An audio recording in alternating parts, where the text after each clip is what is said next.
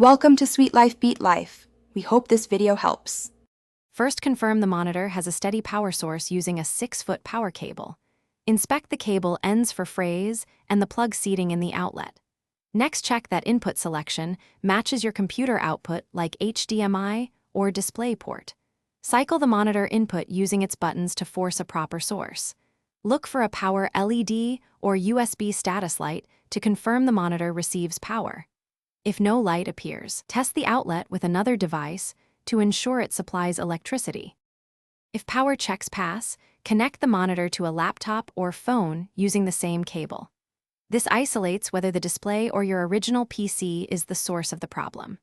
Swap cables and use a different HDMI or DisplayPort cable to rule out a faulty lead. Also boot a second computer or laptop to confirm whether the problem is the PC.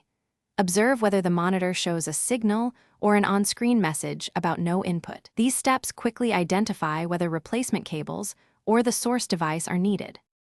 If the monitor still shows a black screen, reset monitor settings using the on-screen menu.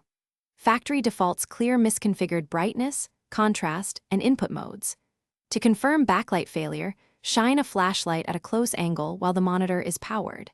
You will see faint images if the backlight is dead. If backlight or electronics are faulty, stop home repairs and contact a technician for capacitor or inverter repair and quotes. Note estimated repair costs before authorizing service to compare replacement options.